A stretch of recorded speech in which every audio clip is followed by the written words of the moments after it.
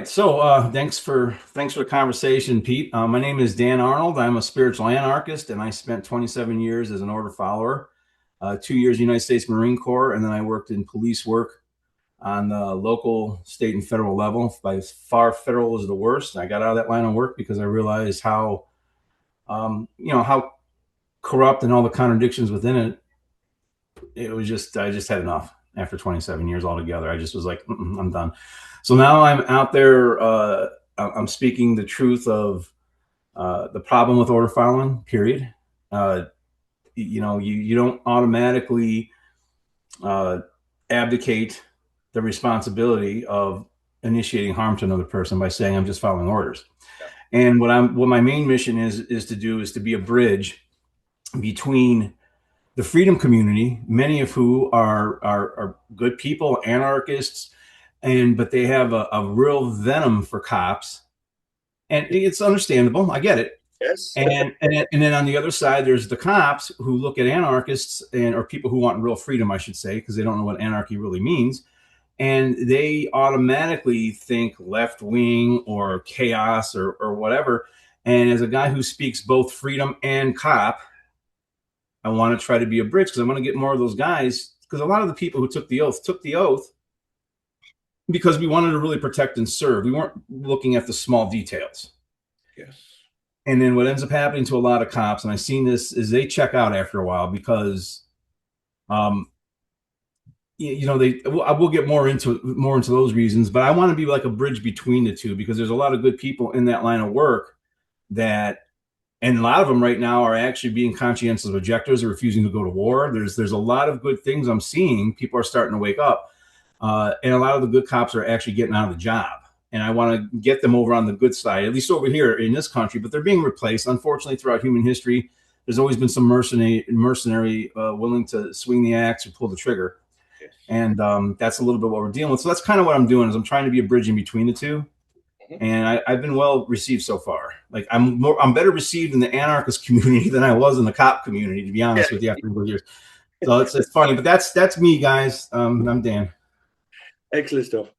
Well, I'm Pete Stone. I founded the Sovereign Project back in 2020, and this was really a reaction to all the lockdown nonsense, all the COVID years, all that. People were panicking over mandates for vaccines, all this sort of stuff.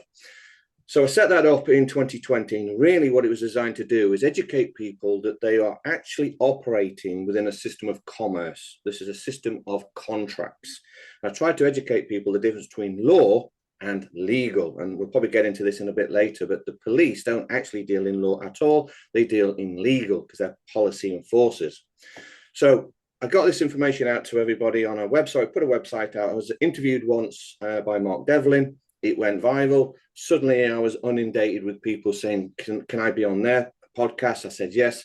And the Sovereign Project absolutely exploded. We've got a global network now, thousands upon thousands of people all over the world learning this stuff. So what we do at the Sovereign Project, we help people. We don't tell anyone what to do, but what we do is we explain how the system works. And then that means you can figure out your own remedies. We also help people with the mindset, because one of the major problems that most people have is they think like a slave. They do as they're told, and they don't even question it. And then when they don't like the outcome, like they've got no money left or they're being beaten up by the police or whatever it is, they don't understand it. And I say, well, you've got to get rid of this slave mentality. It has to be gone. It's got to be eradicated, and you have to attain the sovereign mentality. So I know you called yourself an anarchist, and I just say that I'm sovereign. That's my status. It's not a label. I think for everybody watching, let's just cover those two names, anarchy and sovereign. Very, very closely related. A lot of people don't understand what anarchy means. They think it means all chaos and confusion and, you're a rebel and all this. You go, no. Anarchy just means without a hierarchy, meaning you're not in a hierarchy, meaning no one's controlling you. No one's telling you what to do. Anarchy without a hierarchy. Simply, that's what it means. So you're saying when you call yourself an anarchist, you're saying that no one can tell you what to do. You can't be controlled. You are without a ruler. Right. Yeah, and it's like I used to say this at in the department. I'd say it all the time. You're not the boss of me. Yeah, exactly. You're not the boss of me. Like the 5-year-old and everybody wants to just say, you're not the boss of me. If I'm not bringing harm to anybody, And Yes. they trick us with what the word anarchy even means. They make you think it means chaos. Well, the world is not an anarchist government. We're not living in an anarchistic society. And, an is the Greek prefix meaning without. Archon means ruler, so it means Yes. without a ruler. It doesn't mean we don't follow some type of morality. And we most certainly aren't flipping over police cars and burning them every 4 years downtown because of who's being elected. That's status. That's people who vote. And the world has broken out in government. It hasn't broken out in anarchy. Correct. Way too much government. I have Right. need for governance, and we can cover this as well because the sovereignty basically means superior reign. So a man, and I use the word man, a man by very definition is supposed to be sovereign. If you're not sovereign, you can't be a man. In fact, what it means is that if you are not sovereign, you are not holding the position of a man, you're actually holding the position of a boy, which means you're under the authority of another man. That's what it means. So a lot of people think boy is an age-related thing, like, 12-year-old boy. No, no, no, no. A boy is just a male who is still under the instruction and authority of another man. So you can be 45 years old, but you're holding the position of a boy. So when I say a man, a true man, he's automatically sovereign, which means no one has authority over him. No one can tell him what to do. And this is the key point to being sovereign, is that you are responsible for your own life. So a true man would take responsibility for his own actions. He has his own code, his own principles, and he applies his life to those codes. And if you're an honorable man, then that's the best place to be, because you can trust an honorable man because he has a word, he has a name that he wants to protect. If he says something like, I'm going to do something, or I'll be there on that date or that time, he's going to do it because that is his honor. Otherwise, if he loses his honor, he loses his name. And a man without a name is nothing. He's just a sheep at that point. You're a herd animal. So that's what sovereignty means for me. And what I try and do is I try and educate people on males, and I try and help males to become men and become responsible for their own lives.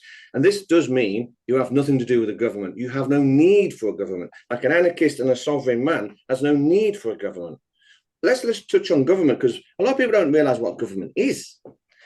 A government is just a corporation. It's a business.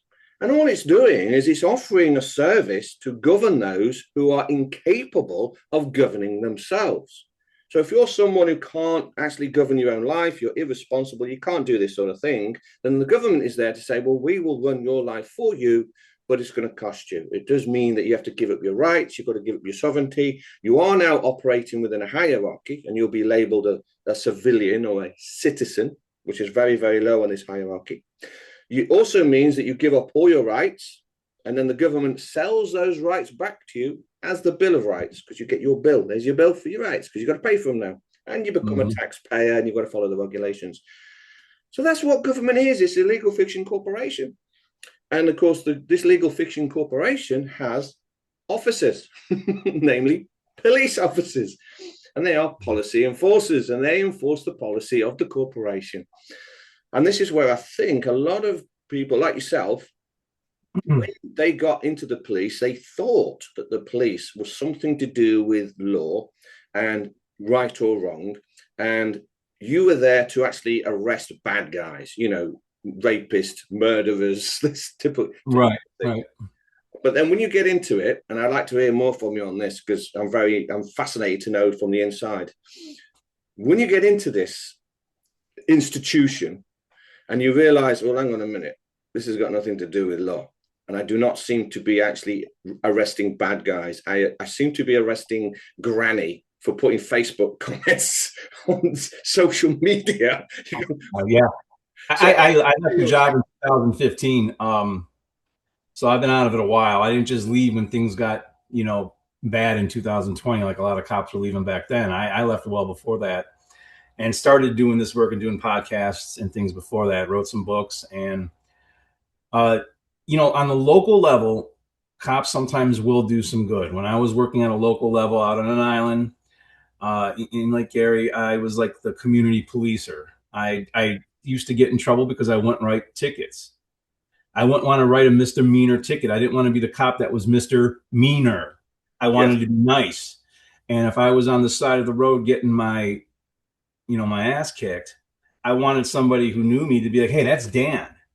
That's not some effing cop. Hell with him. I want to know that's Dan. Like to me, it's a the way I did policing was the way it should be done as far as community policing is concerned, where you're there to really do some kind of good.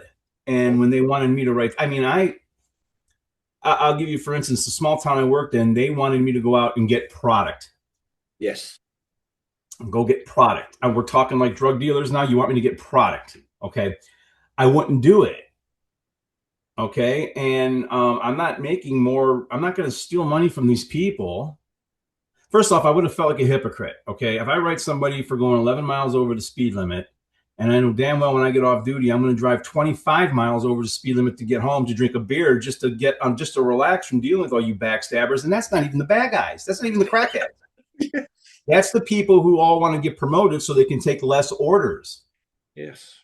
And and then when you get up into the higher level, you're just a low level politician. Once you're the chief or an assistant chief or the captain. And this is the problem. On a local level, you will do some good. So like the local cops will do some good. You see them changing a flat tire. You see them arriving and helping somebody out. One night I seen a guy who I was working security at the time, and he came in and because he used to BS with me every night, he'd stop and because I was at a stationary, post, and he'd BS with me. He was really excited. He got to save a guy on a railroad track. The car stalled out with the train coming. So he had the guy put it in neutral. He got it off there. He was still geeked in adrenaline. He got to do what every cop wants to do. Save somebody. But the problem is that happens on a local level. But the problem is as soon as they tell you to do something that is, and you hate the politicians anyway. So, but they make you say, well, I have to do it. Well, no, you don't. And I didn't. So like when the Charlie Kirk thing happened, I had my own, I wasn't even saying anything derogatory about Charlie Kirk. There was just a couple things that as a guy who's well trained with firearms and experienced with firearms, I know what a 30-06 will do to a moose, much less a human being. So I had a few things I was saying about it. And my old ex-chief, who never comments on any of my Facebook stuff, which I don't even have my Facebook up right now, but he all of a sudden calls me some bullshit stuff because I'm, and I cussed him out. And I did a radio show on it and called him out. And it's like, yeah, that was the guy who didn't like that I wasn't writing tickets. Or I would write warning tickets. Now, this is all on the local level. At the state level, I worked for the Department of Corrections and I worked in a prison. So when I really started to realize how bad the system was as far as monetization was concerned, and after COVID, after all these cities and jurisdictions, quote unquote jurisdictions, lost money, it's even extra monetized. I mean, they're dropping people in jail and prison left and right just for the money. So when I worked in the prison, I had a guy that I called Dr. Lecter because he literally ate people. He ended up getting into my unit or my pod on accident. He was supposed to be locked down. So he had to spend a night out in the open. And they say that they don't put, I mean, the prisons were overcrowded, very overcrowded. I worked in one of the worst prisons in this country. And he's sitting right next to a guy who smokes a green leaf and deals a green leaf to another grown-up. So, like, tell me how somebody who smokes marijuana, who probably would never hurt anybody, Jimi Hendrix never started a fight. The dude was pretty chill, sitting next to a person who eats people. That's when I realized there's something wrong with the system. That was in the prison. Now, on the federal level, I worked in a federal medical facility. I'll just leave it at that. I felt like after a while, I was the brute squad from The Princess Bride. You just did what they told you to do. This is the laws you're allowed to enforce with these people, and these are the ones you don't enforce with these people. Like they take away all your supposed discretion that you're supposedly given to enforce certain things or not enforce them. They take it away and they tell you what to do. And a couple of the investigations I tried to do would have made them look bad, and I made no friends. I'll just put it to you that way. And that's why eventually I ended up leaving the place. Yeah. There's just too many contradictions. It's so bad for your health. It's so aggravating. And I'm not going to even talk from that standpoint, just talking from the corruption that I've seen on the inside. Nothing super bad. I'm not talking national security stuff. I'm just talking them doing whatever the hell they want and not letting you do an investigation into a patient that might be getting abused or this or that because it might make them look bad. And then you want to talk about order followers. Doctors and nurses are the worst order followers. We've seen that during COVID 1984, and I've seen it well before that. I've seen it, a decade before that. They do whatever the suits up in the front office tell them to do. So I trust doctors even less than I trust, order followers at this point. I don't trust. Because doctors to me are more dangerous because they have the intelligence. At least it's I've got a near genius IQ. My IQ went up about 10 points the day that I quit the government. It went up about 10 points the day I quit. But yeah, that's some of the stuff with that. And they like mandates. Mandates aren't a law. No. Okay, I'm not as an expert as a law. You're like almost like a lawyer with what you know about law. Probably even better than a lawyer, actually. Because I listen to you. You cover a lot of the same stuff about maritime law, like Jordan Maxwell did. Yes. And it's fascinating in everything that you talk about and how they use words and how they use language and how they weaponize and change a narrative around to make words mean something else. Yes. Yes. And I see that in court. I see that all the time. And you are teaching people how not to play. Mm-hmm. That I'm not going to play your game, And that's why when I have had people say to me, sometimes I'll talk about the Second Amendment over here in the United States, just because people understand what I'm saying when I say it. But I have to make sure I tell them I wasn't born in a party to that contract, the Constitution. Correct. Yeah. I tell people you can wipe your ass with the Constitution because I know what my rights are. My birthright is freedom. I have a right to self-defense. Under nature's creator, I have a right to pursue the pursuit of happiness. Mm-hmm. We don't need a human being saying, I, a human being, I'm going to scribble this down on a piece of paper and give this to you, another human being. Here's your rights because I scribbled them down and gave them to you. And it makes no sense. It doesn't. It doesn't. It makes no sense. And I don't think and then politics. The last show that I did on my radio show last week was just about politics. Politics, only lunatics get into politics and all ticks are parasites. And it's almost like the same thing with cops. A lot of cops get in there to try to do a good job. And then when they see how messed up the system is, be it bad guys getting out, shouldn't get out, or good guys being put away for stuff they shouldn't be put away for, or whatever it is, and the good ones end up checking out. They're just doing their time to retire.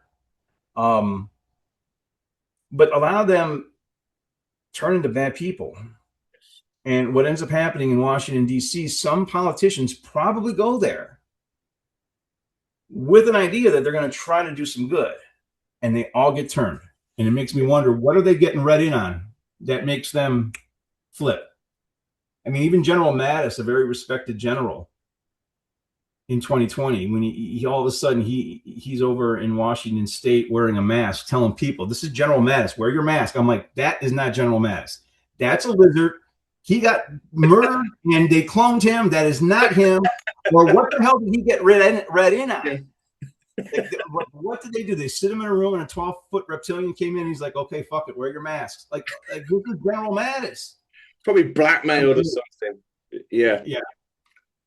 When you see these politicians turn, because that's what they'll do. These politicians, these people in the media, the talking faces, the talking people, the talking heads, they tell you something, but then they'll go back on their word.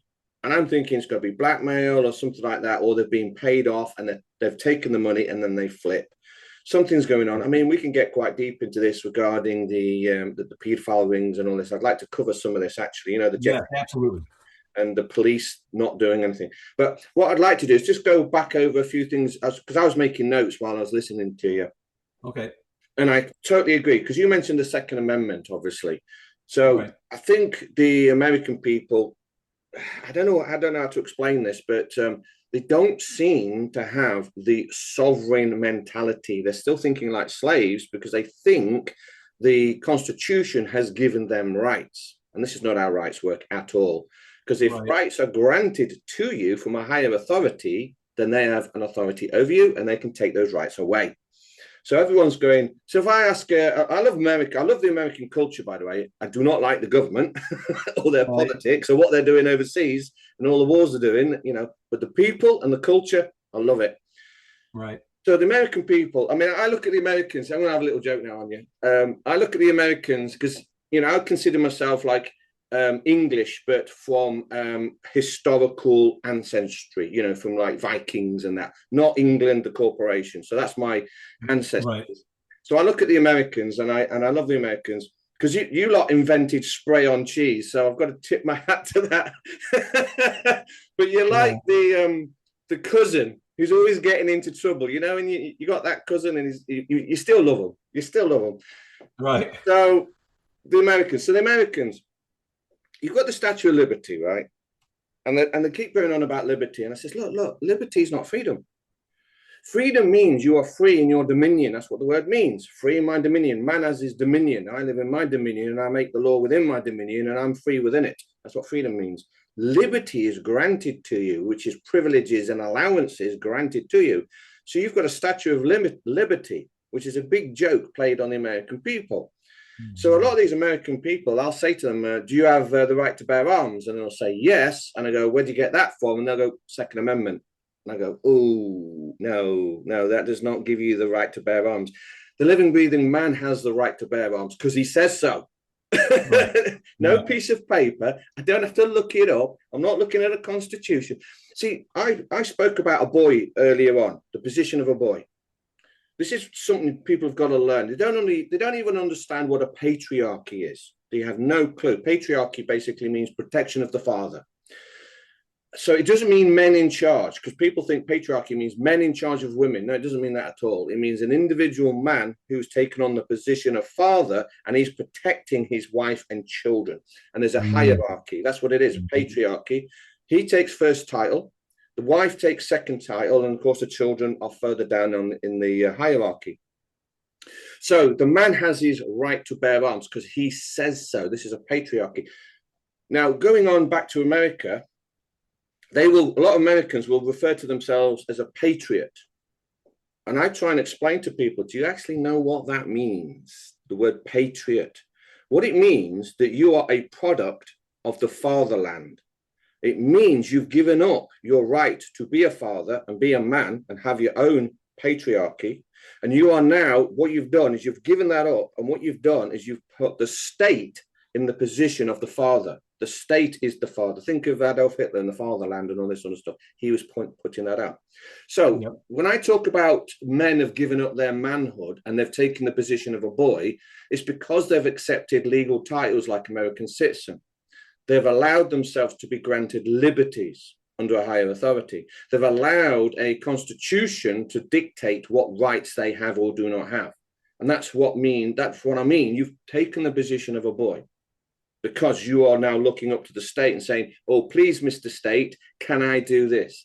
And men don't vote either.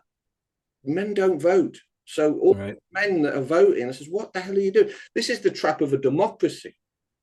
I didn't set it up. There's a democracy operating in the United Kingdom Corporation. I didn't set it up. It's not mine. Why do I want to vote in it? If I join a democracy or a republic, that means I have to follow the rules. I accept the terms and the conditions of that corporate jurisdiction. So all these Americans, and this is another thing, I'll just cover this. They're flying the American flag. And I'm going, what are you doing? A man has his own flag. You're supposed to have your own flag that represents your name and your family name and your law. Family name, like the crest of the family crest. Yeah. The family, exactly. This is all being forgotten. So they've got the Americans, God love them, I love the Americans, but they're flying the American flag. And I say that is a corporate logo, no different than McDonald's. Here's a tip on flags, by the way. Many people don't know this, but did you know that a flag has to be supported by a name? Because if the flag is not supported by a name, then it has no legal standing. So if I ask people, okay, what is the name that supports the Union Jack, for example, over in the United Kingdom? There's no name. What's the name behind the Stars and Stripes in America? No name. It's a corporate fiction. It's a legal fiction. It's a logo. No legal standing. Remember what legal standing means. Man or woman standing by their word. Legal standing. Legal just means contract, by the way. So to have legal standing, there has to be a man or woman saying, that's my law. I say so. I'm standing by it. I'm standing by the contract. This has all been forgotten. So yeah, a proper man should have his own flag, his own coat of arms, his own name, his own seal. All the rich people at the very, very top of this whole game, you might notice this, they all have their coat of arms. Yes, absolutely. They know, they follow the occulted rules. They follow them. They don't want us to know the stuff. They don't want us to know. That's They right. don't want us to know it. And it's like you can't grant rights that weren't yours to grant in the first place. That is true. So if someone wants to grant me a right, like, no, thank you. I know No, what my rights are. Yeah. Yeah. yeah, I know what my rates are. Don't need to be granted them. Thank you very much. And I'll tell people what they should do and what they shouldn't do in certain situations, but at the same time, like, you know, I warn people, make your decision on where you're going to make your stand. When you get really deep into the philosophy, and it's not a philosophy, it's actually objective law under God. When you get into natural law, you have a right to defend yourself. If I defend myself and some guys in blue monkey suits and shiny things want to kidnap me, I have a right to still defend myself. Oh, yes. So, but you got to make that decision. And I'm not going to make a decision that's going to get me murdered quite yet. I got stuff I want to live for. So, yeah, there's this. What we're living in an upside down world from Stranger Things. We really are. This is upside down world, and it's getting worse and worse. And people, like, if we can get people to listen to this whole show, it's amazing because it's not a 2-minute TikTok video or some short on YouTube. And everyone's stuck in their screens. Everyone's stuck in their phones. Like, there's no attention span.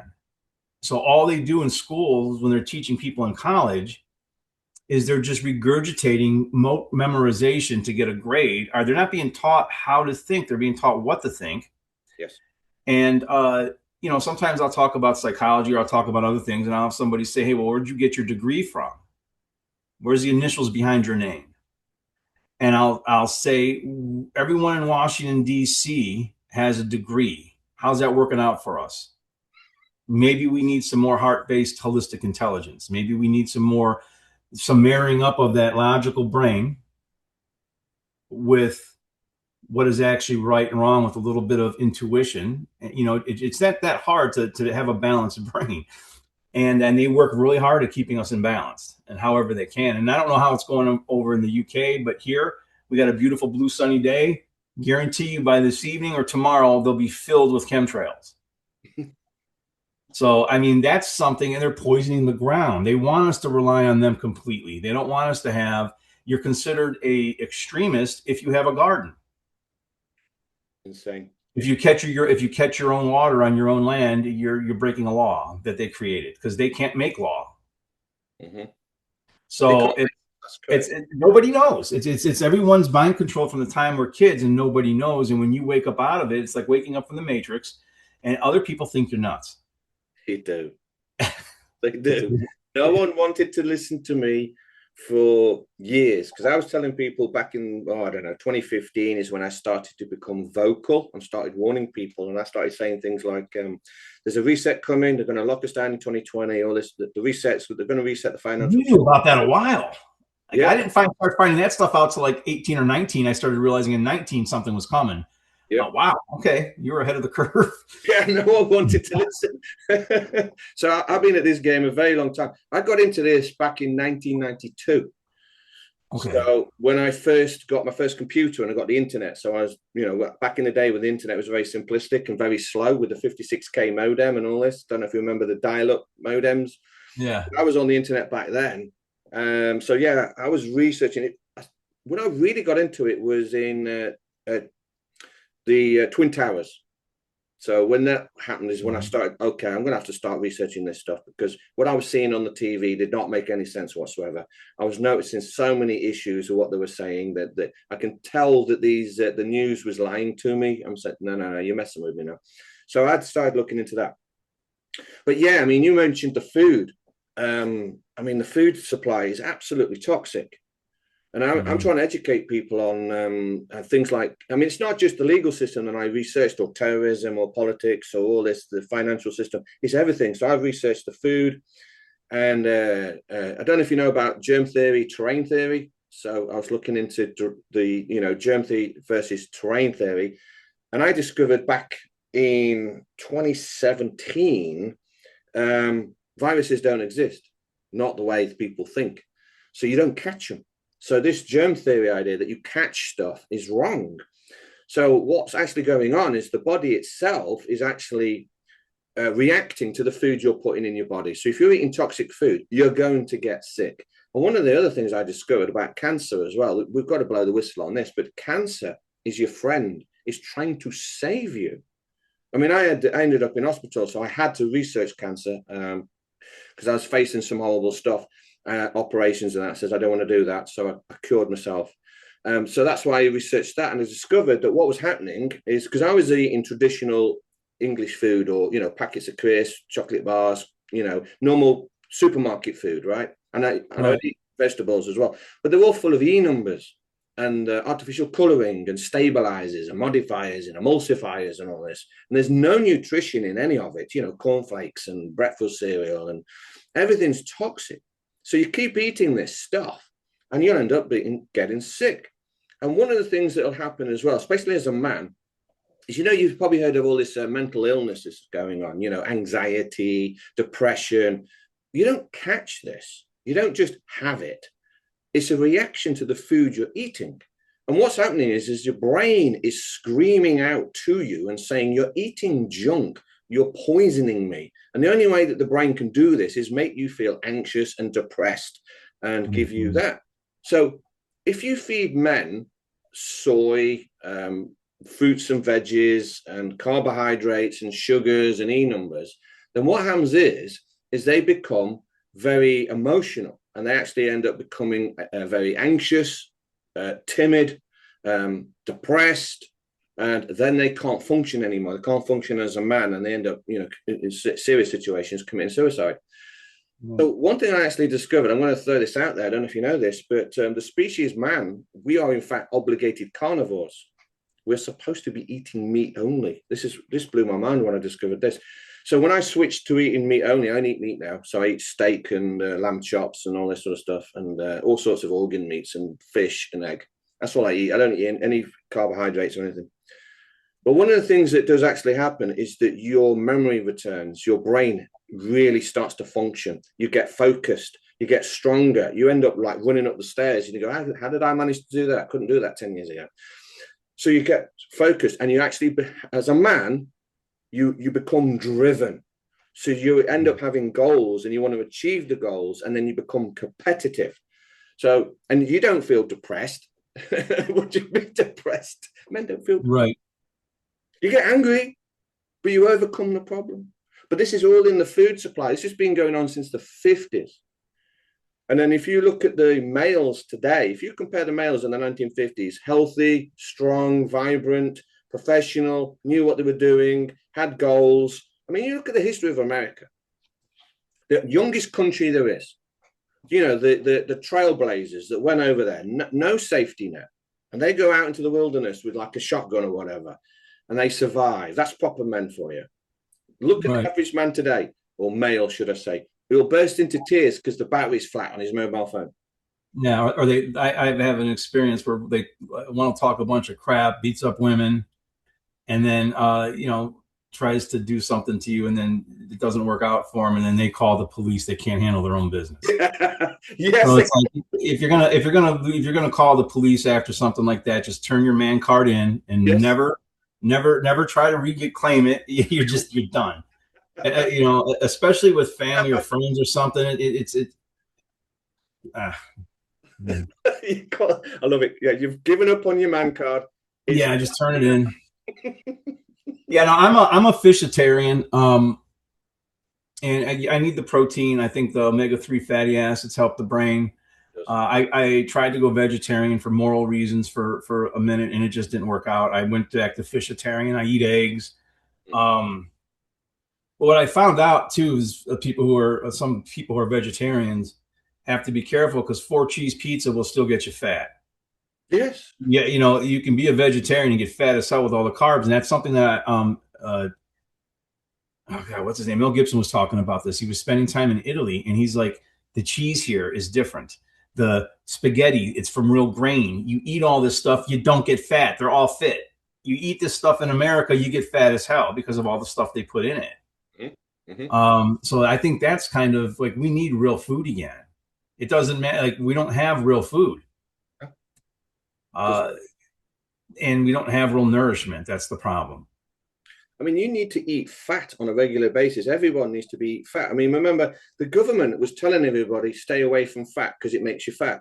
That's a lie. That's completely wrong. It's the carbohydrates and the sugars and the high fructose corn syrup that makes you fat. That's what it does. Right. It speeds up the aging process. It damages the eyes. It gives you dementia. It gives you joint pains, all this sort of stuff. So, age is not a number, by the way. People think, oh, yeah, well, you're 60 now, and that's why your hair's falling out or whatever. You don't look 60. You don't look 60. No. I'll be 55 in less than a month. And I'm blessed to be able to do what I do because I've always trained and I got a halfway decent diet. Sugar's poison. It is. It destroys your kidneys. Your kidneys can't process that. It's just complete poison. And I had to get away from it totally. And as soon as you put it back into your body, it's very addictive. Oh, yeah. But once you've gone without it, you don't have no taste for it. Mm. That's the thing that I noticed when I went without it, I had no taste for it. You don't. You get past that craving period. When you give up the carbs, you go past Right. it, 6 weeks, you crave it for a bit, and then it just goes away. And you go, I don't want the chips anymore. I don't want the bread anymore. I don't want the French sticks anymore. I don't want it anymore. So you get past. Did you know? I mean, the thing that for me is that throughout my whole life, I was told that bacon was bad for you and eggs was bad for you with the cholesterol and meat gives you heart attack and all this sort of stuff. Complete nonsense. Mm-hmm. And then I discovered that all the foods that I really love is the most healthy foods that I could possibly eat. So I'm like Homer in Chocolate Land. Right. I can eat everything that I ever want and I know is good for me. So well, look at commercials in the 50s and 60s and even some of the 70s, doctors smoking Lucky Strikes, filterless Pall Malls. This is good for you, man. And it's like same thing with the shots. Hey, take these. These are good for you. You need to take it. Are you kidding me? It's nuts. And I think one of your shows I was watching, it talked about, it was either you or someone else, but you guys were along the same wavelength on how when you have a baby in the hospital. Oh, yes. Don't ever fill out hospital paperwork. It was you talking about. Never fill out hospital paperwork because they're going to want to take your baby away and they're going to want to go dump a bunch of shots in your baby and da-da-da-da. And I know people who had to fight to keep their babies with them and leave that day. The state was trying to take their babies from them. Yes. And again, if you let them do it and don't stand firm in your rights, especially with something like that, that's good stuff there for people to know. Because I mean, we could get into this as well because going back to absolutely, because what people they don't understand how the system works. This is the problem, right? The average person assumes everything, and everything that they assume is wrong. Everything they think they know is wrong. You're operating in a system of commerce. So what happens is that if you have a baby in a state hospital, they will definitely want you to register the birth. Now, if you register the birth, what you're actually doing is you're effectively abandoning the baby and saying it's an orphan and you've abandoned it to the state. Because one thing that people don't realize is that, right, let's just talk about a ward first. If you find yourself in a ward, it means you have no authority, okay? Because it means someone else has an authority over you. So that's like a prison ward. You worked in the prison. So if you're a prisoner, you're in the prison ward, which means you have no authority. So there are other wards. There's also the hospital ward. So if you find yourself in a hospital ward, you have no authority of your own, and that means the doctor has authority over you. Now, the state hospitals have what they refer to as a foundling hospital. And you go, okay, what does that mean? Well, foundling hospitals are where babies are abandoned. They're being given up for adoption, so they're foundlings. So the matron will come in and get you to sign a document in a ward where you have no authority anyway. You've given it up. And by the way, you vote within a ward as well. So when you vote, you've got no authority, so your vote is meaningless, which is why I say voting is pointless. So you're in a ward. This is all commerce. They tell you, the people who control the system literally tell you everything you need to know. But because the average person is illiterate, they can't read or write, they don't see it. So they'll give you a form. And what does that mean? If they give you a form and you fill it in, it means you're the informant. You're ex-police officer. You know what an informant is? Right. A form and say, confess. Right. And it will infill the form. Right. So you fill in the form, you've dressed yourself up, you've given the child over to the state. The state has now taken the position of father. So you are now a patriot, which means you are not a father anymore. So the father, you've given up your position. And this is getting into, there's a lot of people that are panicking over this marriage as well, because if you, especially in America, I do watch a few channels, YouTube channels in America talking about marriage and the fact that when the man marries, he has no rights whatsoever. And the woman can take the house and alimony and all this sort of stuff. And I'll go, yes, because you aren't married. What you ended up doing is entering into a contract with a corporation called the state, and you've actually taken out a state marriage, which is in fact a three-way corporate merger. That's between the woman, the man, and the state. It's a tri-marriage, if you like, but it's a corporate merger. I mean, here's the thing with a marriage license, right? A man would never fall for this. What do you mean I need a license to get married? No. Who am I asking permission from to get married? I make that decision, no one else. So the marriage license, if you're asking permission to get married in the United States of America, by the way, this is the same in all countries. What you're actually doing is you're asking the state, which is a corporation, if you can merge two corporations together, which would be the man and the woman, which would be the man's birth certificate and the woman's birth certificate. What this means is the man is now lost his position as father. There's no patriarchy going on here.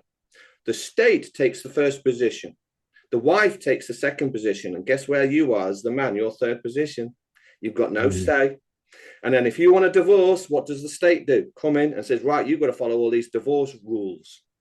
The average man has no clue what the hell they're doing. So just going back to, I'll just finish off, going back to this hospital thing, you've given up the child, you've registered it with the state. That means social services can now get involved. And by the way, that means social services is now above the father, the natural father. You're in fourth position because social services is higher than you. And also the police officer is higher than you because you're now in fifth position. And if you've registered the baby with a doctor, he has a higher position than you. So as the man, you're sixth position. That's why you've got no rights. We got a whole country of Homer Simpsons. Yes. A whole country of Homer Simpsons. I love you Americans, but my word, you've got to wake up. You're operating in a system of commerce. Anyway. Yeah, no, it's definitely getting strange. I feel like I was better off when I didn't know things. You know, they say ignorance is bliss. Yes. It's hard to even have conversations with regular people sometimes. Yes. It really is. I've had people, you know, if you don't vote, you don't have a right to, you know, da da da. I live in an area that's all about Jesus, Trump, and this guy I ran into, an old country dude. He was a Marine, and he's still in good shape. And I'm talking with him, and he's talking about Democrats this and Trump, and you know, Trump's. By the time I was done with him, I had him saying "fuck government." Well done. I'm doing it on a local level too. I'm not just getting online and doing it because I do it in a way where I ask them common sense things, kind of like what you're doing, and pointing out what's really evident, but they don't pay attention to it. And, you know, so we do so many things every day that gives away our own sovereignty. That's right. We just give it away. Yes. And you know, like I think back to 2001, you were mentioning when the Twin Towers got hit, and I always winced in my mind because I was knee deep in police stuff. Okay. I wasn't aware of what was going on. I mean, I was a good cop. I was an intelligent person, but I had no clue. And I don't think I could have done any good if I would have started earlier, but I'm like, man, you know what? If there is reincarnation, I'm going to have a very select, very strict set of rules before I come back. Like I need to remember every life by the time I'm 6, be a savant by the time I'm 10 or 11. I don't want to wait till I'm in my mid 40s to late 40s to start waking up. And I want to know ahead of time because this is just ridiculous. The stuff that I'm seeing, and it angers me. And anger is a good emotion if you focus it and take action. 100% right. And it's not just frivolous anger. Like when I do my coffee rants and I end up swearing and cussing but I bring it back down. I don't stay up. So I'm in control over my emotions. I purposely will get mad because if I'm talking about something, I'm not an automatic robot. I get pissed. I'll drop an F-bomb here or there. Strategically, if every other word is the F-bomb, no one pays attention to you. If you have a vocabulary you could use and every once in a while as you start getting animated, I have to tell people this isn't evening champagne with Dan. This is morning coffee rants. If you don't want to hear it, just tune out, because I'm no longer subject to the FCC, because we're on Discord now. FCC, I had to apologize a couple times because I kept dropping the F-bomb accidentally. I'm like, oh, it's like going to a Taekwondo tournament and you're not supposed to punch somebody in the head. You can kick their head off, but you're not allowed to punch them. And I remember being in a tournament back in like 2003, and the second time I hit the guy, because I'd been doing a lot of boxing back then. The second time I hit the guy with a punch because he dropped his guard, and stimulus response, boom, I hit him. But Taekwondo guys fight with their feet, and they had their hands down in this. So he dropped his guard, bam, I hit him. I'm like, oh, I'm sorry, I'm apologizing to somebody for hitting him, and it's supposed to. I'm like, I'm never fighting this kind of stuff again. Like I was getting disqualified for winning. But it's the same thing, man. It's nuts. Yes, I mean, It's talking about nuts. the anger, men need that anger. They need that rage because that's what drives you. I mean, the amount Yeah. of times, when you get sort of in a situation and you're frustrated, I don't know what you're trying to lift something. It works for me every now and again when you're struggling, and then you just turn into the Incredible Hulk and you just lift that engine block and you get it across the room. But you Yeah. need this rage. So men need it. So, and you use it, you stay focused. I mean, this is what I'm doing. I'm going to let you into a little secret. I think a lot of people, I say little secret. I know my thing is all about paperwork and words and, notices. And I hate paperwork. Yeah. Hate it. Right. Yeah. I'm not a paperwork guy. All right. I'm not that sort of guy at all. I do it because it has to be done. So for me to get through things that I have to get done that I don't want to do, I use the rage, I use the anger. You probably understand this as well, being a police officer or ex-police officer. So I don't want to insult you calling you a police officer, ex-police officer. But you would use that rage, but it's contained and it's focused, so you can get through that situation. So you can get through that problem, the fear. If you've got to punch through that, you get through it, and you get to the other side. And it's this that builds character. Because once you achieve something, you get past it. You might live in fear, and I'll get past it. It's like punching the bully for the first time in school. Most lads have Right. done that. You do that for I think I did it. I was like 5 years At old.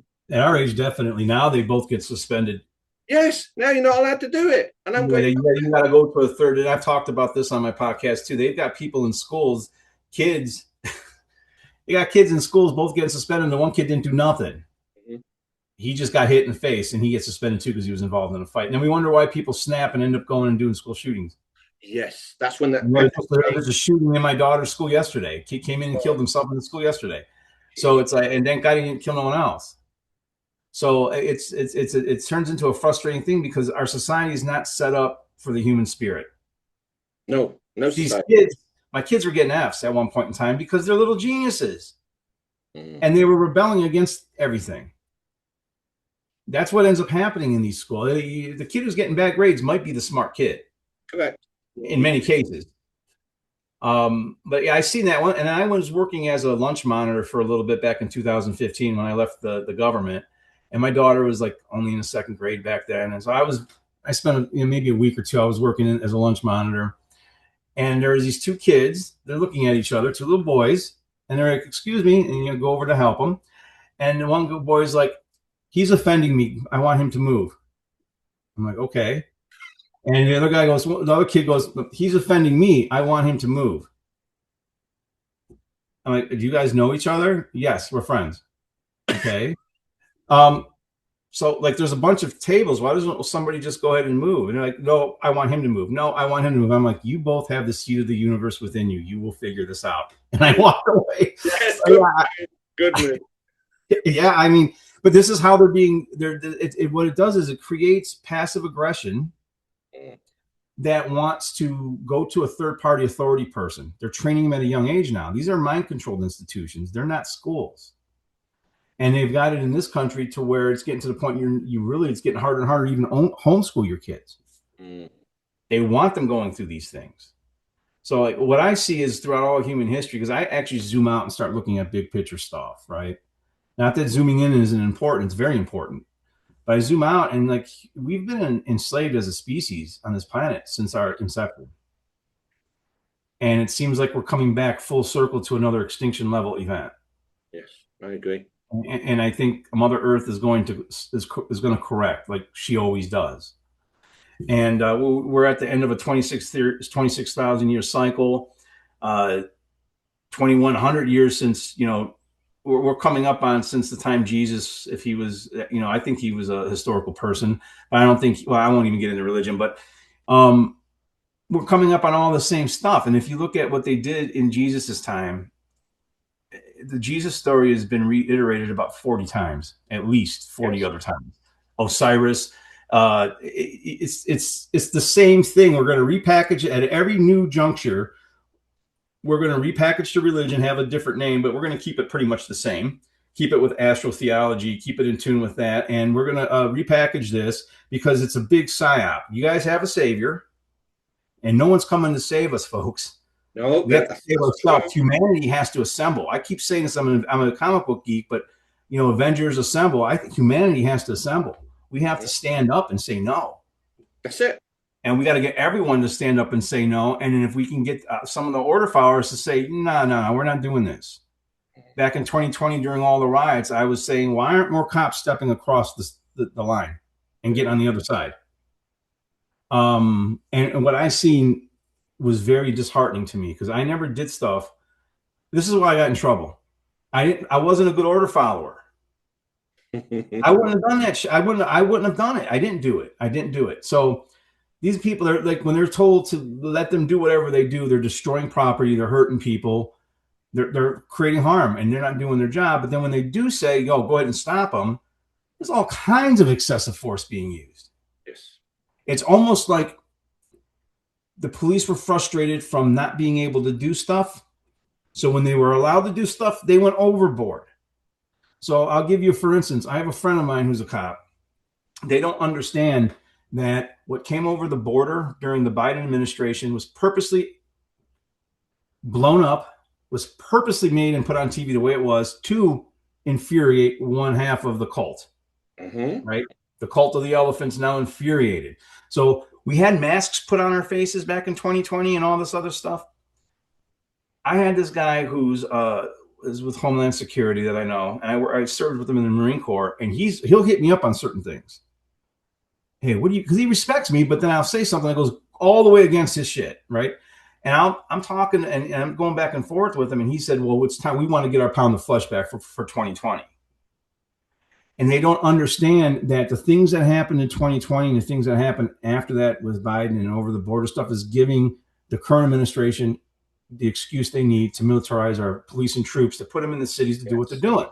Yes. These people are gleefully turning into Nazis. Yes. Gleefully. And it's like, you guys, you're smart. You can't see this. I don't understand it. It's real simple, man. They're both the left and the right here are both working together. They can't comprehend it. They can't. And I think part of that is their own prejudice and own healing. They haven't healed their own wounds. They have a lot of prejudice, personal prejudice, and they've accepted these contradictions so long throughout all of our history that they will still accept contradictions, which allows them to do stuff that they know is immoral. This isn't what you took the oath for. And I mean, if some 11-year-old kid hadn't told people here that Santa Claus was fake, we'd be murdering each other over Rudolph the Red-Nosed Reindeer. I mean, honestly, it's nuts. It's insane. I can be a violent person, right? I can use force. I'm effective at it if I need to be, but I'm not. I'm a good person. I want peace. Yes. I don't think violence is going to create more violence. We have to change the hearts and minds of people. I'll say that. But at the same time, sometimes evil can't be negotiated with. That's correct. People don't know it's evil. That's correct. There's a time and a place for violence, but it's the right time. And yeah, right. And I think you hit the nail on the head there as well regarding men. A good man is not violent all the time, but he can be when the time needs it. So, for example, the famous thing by Jordan Peterson says that a harmless man isn't a good man. A good man is a very dangerous man who voluntarily keeps it in check. Yeah. And I wholeheartedly believe that. We need a world full of dangerous men, not harmless men, because harmless men get other men to do their dirty work. Yes. And we see that constantly. It's a recurring theme throughout history. Happens all the time. it's funny. My friend has like 5 pit bulls and one little chihuahua. You know who's leading that pack? It's the chihuahua. He's that's the alpha in that pack. Yeah, it's funny. It's really funny. But um, yeah, I don't know. I think the work that you're doing by giving people, by actually putting the words together Yeah. and telling them what the words mean, and they're often offshoots of the other word. Yes. Yes, Uh, people don't realize that. I tell you what, with the words, they don't understand what the word means, the origin of the word. But what they're doing is focusing on what the word is referring to. And that's the trick that these diplomats and these bureaucrats, what they do is they trick you. So they will refer, like, for example, the word register. So if you ask the average person out there, oh, what does register mean? They'll just say, oh, it means filling in a form and giving you details to an office. Well, that's what it's referring to. I didn't ask you that. I said, I want to know, what does register actually mean? The word itself. And it actually means, if you break it down, regis refers to the king, and you're handing over authority to the king. So that's what the word actually means. That's the origin of the mm, word. And what it means is you're handing over authority. So when you mm, register anything, you're giving over authority. So that will take, it takes on a whole different definition. And this is why I say to people, I say this multiple times, I think the average person is quite literally illiterate. They can right. recognize text on a piece of paper, and they might be able to verbalize it, but they don't know what's written. They don't understand what's actually being said. So that's why they can't understand contracts. They can't read contracts. It's like all the this is going back to early on about the police officer being a policy enforcer. Everything from government is just policy. It's contractual, all of it. So you've got statute codes, I'm sure, in America. So statute codes are contractual. They can't be forced upon you, not legally. What you have to Right. do is something referred to as pursuant to statute. Okay, this is how the barristers will talk, the lawyers. They'll say this, and it sounds, in the courtroom, and they'll say, pursuant to statute, this person here has to go to prison. And I go, whoa, hang on a minute, because what has that barrister just said? He said, pursuant to statute. What he's just said, what has been determined or set up now allows me to send that person to prison. And I go, wait a minute, it hasn't been determined yet. That statute has not been ratified by the person that you're actually trying to send to prison. You spoke about drugs and the amount of people in prison for drugs. They don't know any of this. They don't Right. realize that their own solicitor tricked them to agreeing to go to prison. Oh, I'll tell you another little fact here. Did you know that no government on this planet can forcibly put you in prison? Can't do it, because that's a violation. That is actually illegal and unlawful. What they actually do is enforce you to go to prison. There's a difference between force and enforce. Enforce means you've agreed to contract, and now the contract can be enforced upon you. Therefore, you've agreed to go to prison. Now, the way it works in the United Kingdom Corporation is they will get you to sign a document called Memorandum of Consent. And if you Mm, sign that, you probably know about this. If you mm-hmm. sign this, then you agree to go to prison. So everybody who's in prison today for drugs, that would be crimes with no victims. Right. Exactly. Yep. Crimes with no victims. Sitting in prison right now. What they've done, they didn't sign the document themselves because they hired a lawyer, and the lawyer signed it on their behalf.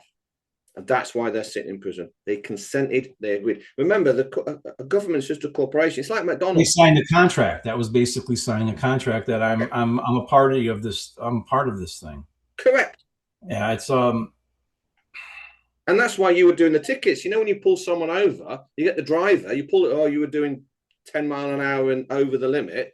And what do? You hand over the ticket, which is a piece of paper. And what do? You right. get the driver to sign it. They've entered into joinder. They agree to the contract. Right. And now they Right. pay the fee or the So fine. when I'll tell you, when I was a young cop, I wrote a couple tickets, of course. And early on, I wrote a woman a ticket, and she cried, and I felt like shit. Yes. And I sat in my cruiser afterwards, and I was like, I didn't become a cop for this. No. And so I got to the point. I grew up in the city. I grew up in the hood. I've had a pretty violent, chaotic life at times. I want to be a bored cop. Bored is good. I'll take boredom over school shootings. I'll Oh, take boredom over bad stuff, right?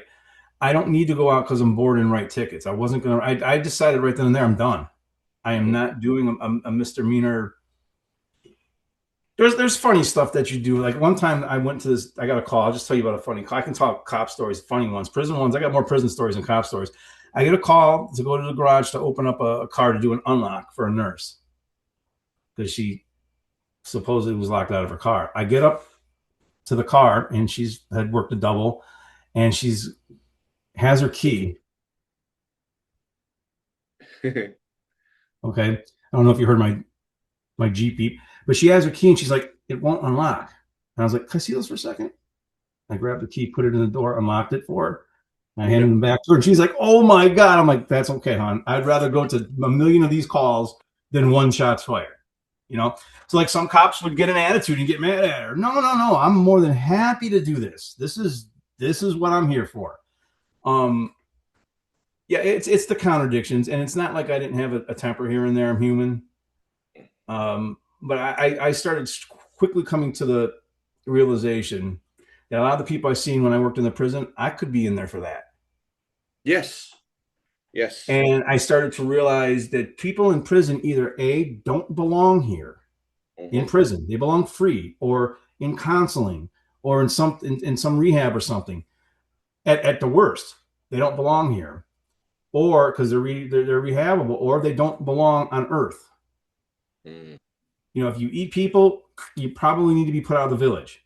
I So would. you don't need to be in prison. Prison is like the most inhuman thing you could do to somebody. We're like a species that needs the tribe. We need other humans, and so it's just the most inhuman thing to see. And everyone that goes in comes out worse Mm-hmm. because you have to survive the jungle. You come out worse, and what it does is it perpetuates a cycle of recidivism where people end up going back through over and over again because they can't escape the justice system once they're in.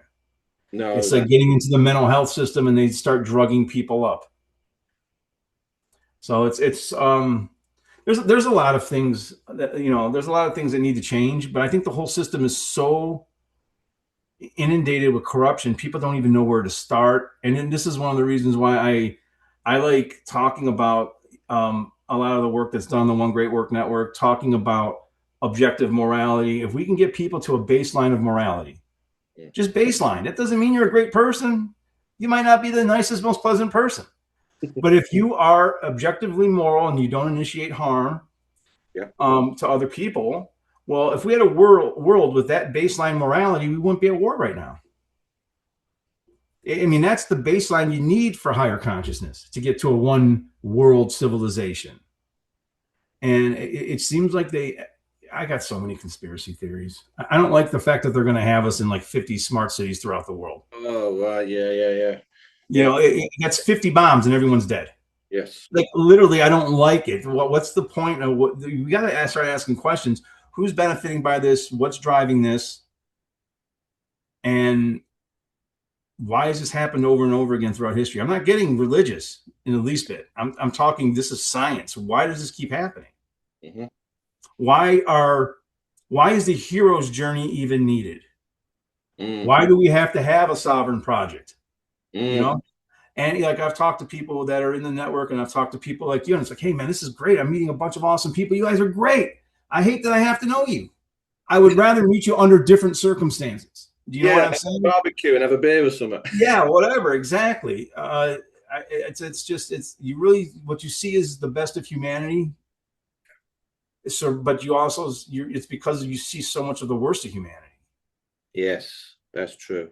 And people don't know. So that's like some of the times when I've watched some of you reminded me a lot of Jordan Maxwell. You're right on the same when you're talking about the court, Yeah. basketball, everything you're saying. Like it's just so that people should be able to get that. But I like that you put in that, like we said at the very beginning of the show. I don't know if we were recording it. I like that you put in it. You can know all the stuff, do all the things, and they still will do what they want to do. I Yeah. mean, that's a very truthful disclaimer. Yes. But if you don't try, it's you can't they can't say no if you ain't trying.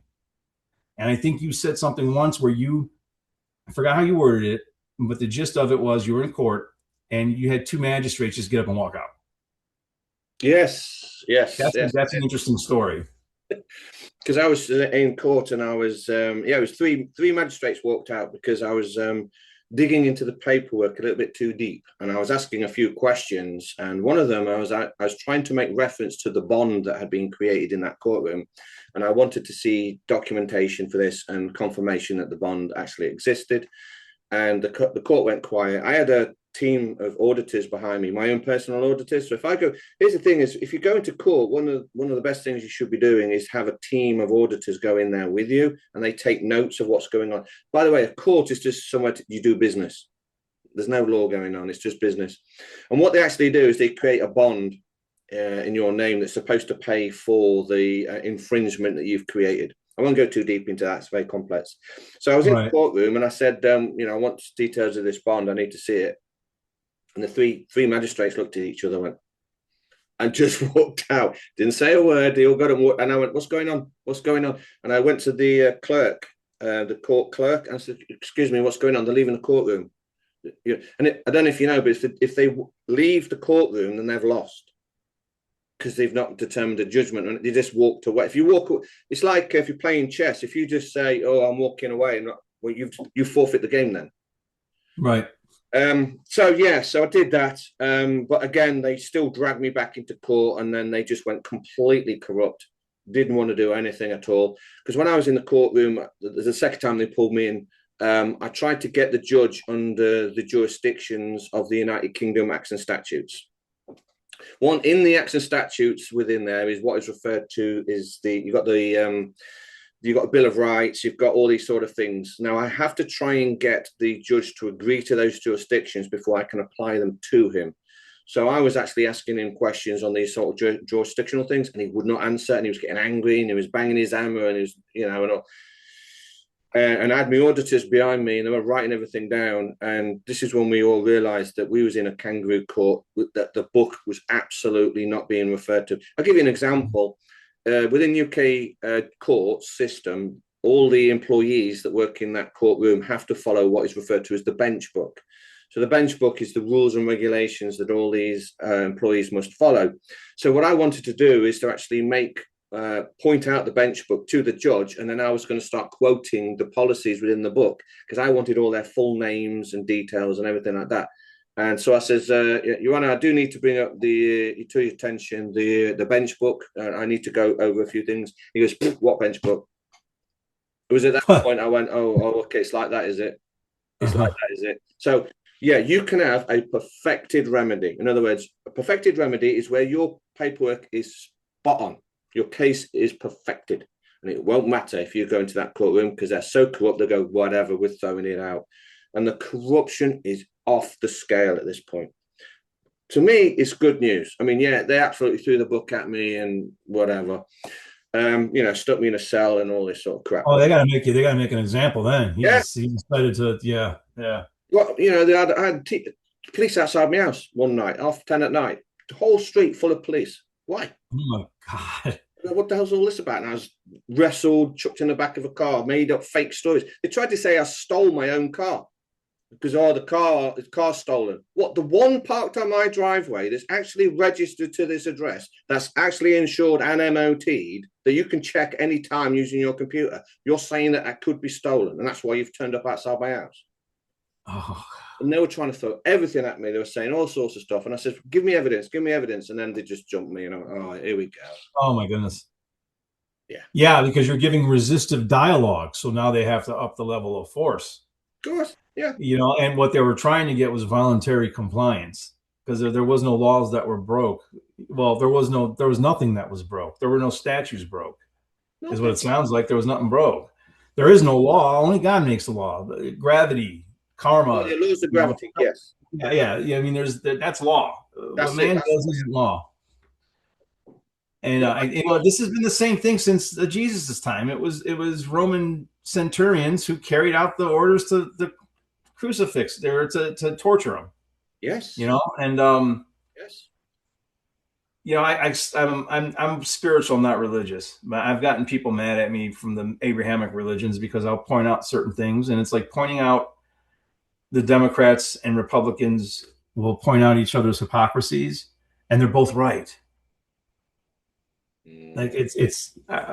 I don't want to make people angry or anything, but I'll just go ahead and say it since I'm on. I say it on my own show. I'll just say this much: why are we venerating something that was used as a torture and murder device?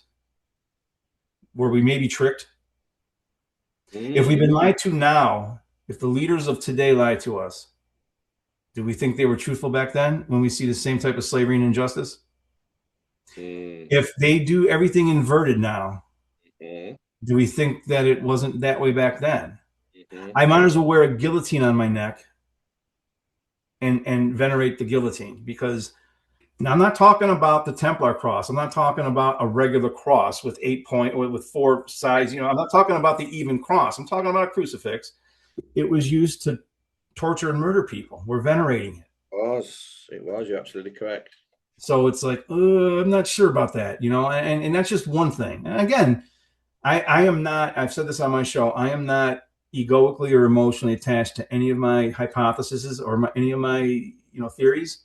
As soon as somebody comes along and Mm. shows me something different, I'll change my mind when presented with different information.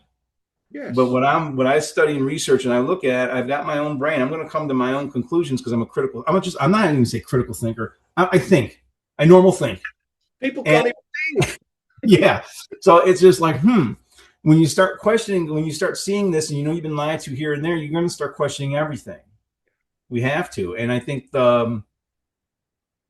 I've got lots of theories. Like we can go way, way out there with some of the stuff that I talk. I'm like almost at David Icke level, not quite, not quite, but like there's just every time something happens, I see what's coming next. I see what it's setting the stage for.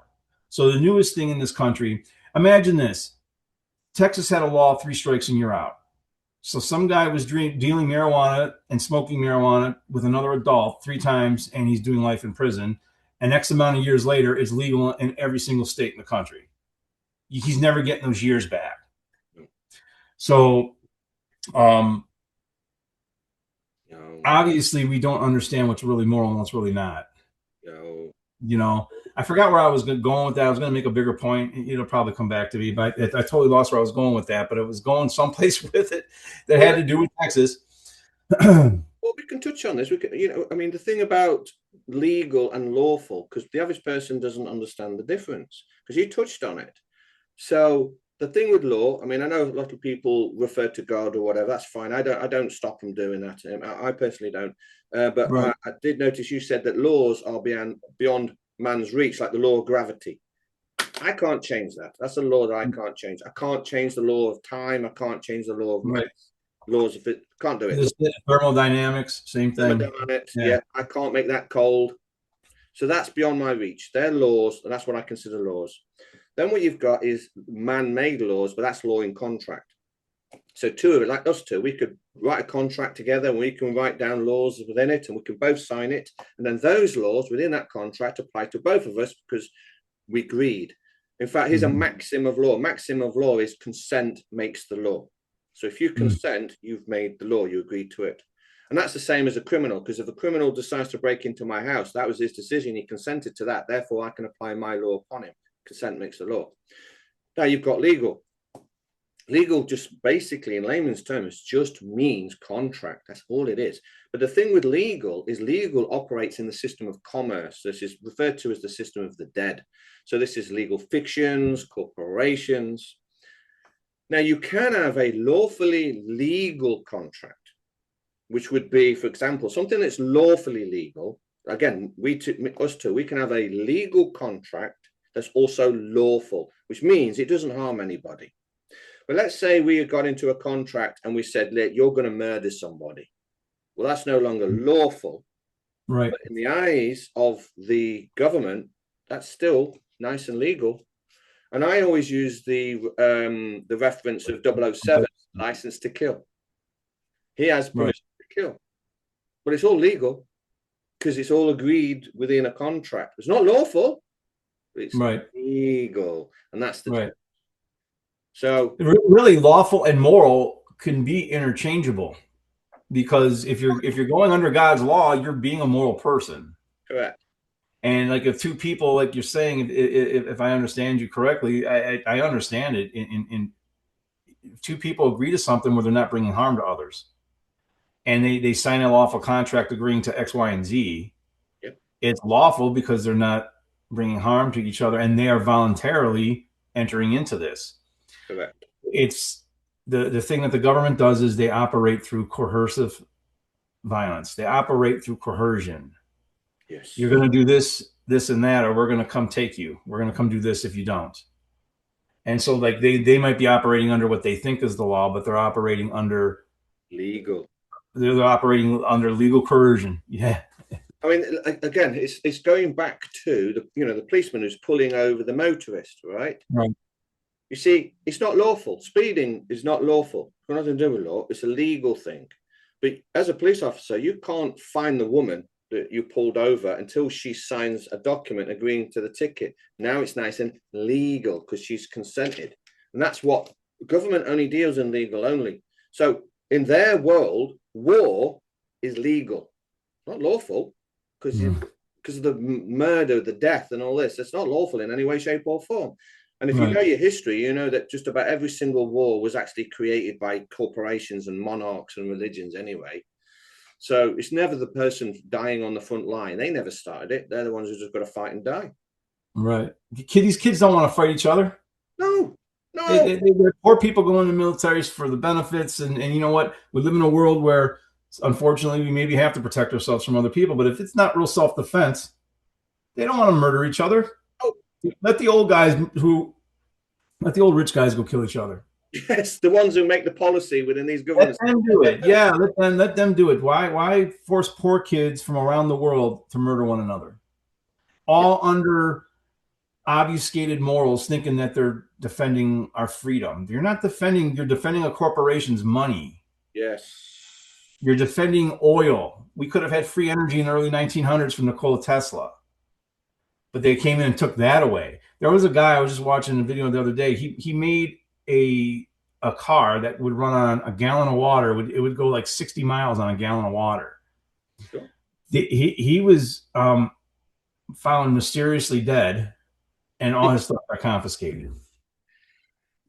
I mean, we can touch on the oil stuff. I mean, we could go down the path of like free energy and all that, but for me, oil itself is almost virtually free. It is so cheap. It is so abundant. And here's the thing that people have been brainwashed about oil. They say that using oil pollutes. No, it doesn't. No, it doesn't. The reason being is oil is a hydrocarbon. And what happens if you drive your car? And I know you Americans love your V8s. So you're driving your big V8. What are the main emissions coming out of your exhaust pipe? Water and CO2, because you're burning a hydrocarbon. So you're literally fertilizing the world in your American V8. So I've got to put a hat to you because you invented the V8s. Well, at least you're doing something right. Yes. It's like the psyop. The Earth is warming up psyop. Oh yeah, the man-made global warming nonsense. Yeah, that's complete nonsense. Right. Have you looked into that? Done some research on it? Yeah, I've done a little bit of research on it. What I found that was funny was they when they did the emission thing here, you had to pay to get your vehicle tested, and if it's giving off too much water and CO2, or whatever, you gotta get it fixed. But if you didn't do it, you'd get fined. Yes. So now they monetize that. Yes. I was at the state park office getting a map for the area, and they had advertising fishing licenses. I'm like, I got to get a license to fish? And the lady had a big thing of Jesus. And I'm like, what would Jesus think? He was a fisherman. He's got to pay to fish. I was like, wow, okay. They were laughing, but like I wasn't trying to be funny. I was trying to. This is like, and then people will regurgitate the narrative. I had my ex-wife doing this. Well, if it's not regulated, everyone will fish it out. No, they won't. No, they won't. More fish. Life finds a way. There'll be more fish. There'll be more ponds. We'll put more fish in there. Like, why is there licensing for literally everything? Yeah. I think it's theft. It's the same thing with taxes. It's theft. I look at things as an anarchist now, so different. I see a commercial where this politician, they let you keep more of your money that you earn. Vote for blah, blah, blah, blah, blah. Yeah. Uh, I'm like, wow, are you kidding me? And then there was this IRS guy who came out. He was a whistleblower. He came out, I think, in 2001. He hasn't filed taxes since, and they can't do nothing to him. He was a criminal investigator for him. He knew the law. None of us are supposed to be getting taxed. No, tax is So, contractual. You can't be forced to pay any form of tax whatsoever. here's the thing. Oh, I know what I was going to say about Texas. I'm sorry. So here's the thing. When I get back to the marijuana thing, that guy's served life in prison because of marijuana, which is a lightweight hallucinogen. Lightweight. William Cooper in Behold a Pale Horse said they were going to make it all legal because that stuff makes people lazy. Okay, they're not troublemakers, but it makes them lazy. They made a big thing with Joe Rogan endorsing Trump as he signed this thing for mushrooms. Okay, for serious hallucinogens. Let's get everybody on hallucinogens. We're going to have to take guns pretty soon. Like I see what's coming next because of it. Yes. No one sees. I see the cause and effect. I know what their next play is going to be. Like I had people hit me up in my inbox, man. You're calling this stuff like 6 to 12 months in advance, not based on a lot of research. I didn't start like when you did. It's just to me, it's pattern recognition. I know the sign-up for what it is, and when they do something, it's because they got something else they want to do. Of course, all the time. All They're the time. they're creating it. They want to create the chaos, and you're going to beg them for any order they want to give. Yes. And they're going. And I've watched this happen on a small level. This is why I don't have any respect for certain federal agencies who are weapon. They allow themselves to be weaponized against political adversaries. Mm. I watched on a small level of government where I worked. I'm watching it on the big level. There's just different initials, but it's the same thing: the weaponization of law enforcement powers that shouldn't be weaponized for True. political gain. And as soon as people see that, you can't respect these people anymore. You can't. And something that I've come to the conclusion of too is I think that we have lived in a society that's drunk on blood sacrifices at the highest levels. And I'm not saying that the Epstein list, I'll jump into that real quick, isn't true per se, that isn't happening. I think that's being turned into a psyop as well. It's being turned into another distraction to keep people distracted on stuff while they move the parts around to further our enslavement.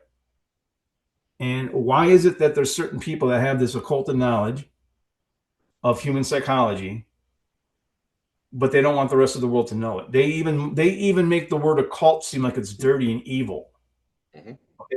We worship a torture device, we venerate a torture device, but the occult is evil, and the occult just means hidden. Just means hidden. That's right. Yeah. You know, like right now, I've got a cup of coffee. I've just occulted it. And now I've de-occulted it, but I must be evil now because I said the word occult. So they change what words mean, and people fall for it. They do. And, it's a shame, but I'm kind of. I was talking to somebody. I'm warned that people from all over the world, just like this, we're using this venue for what it's meant to be used for. It's a powerful tool, and people from all over the world, different countries, different cultures, can do this. We're all thinking the same.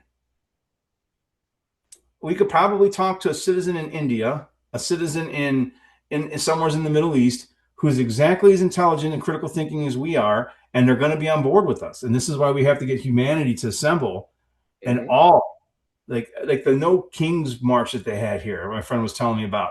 I'm like, you know how much tax dollars that just cost people? All the overtime those cops worked at time and a half, and they had to get permission to do it. Yeah. It's not effective. It's not.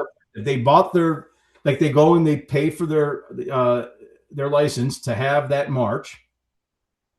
You're like, everything they do to have it is actually giving power to the state to begin with. It is. It's like, wow, I wasn't like celebrating that in the least bit. I didn't even watch it. I want nothing to do with it.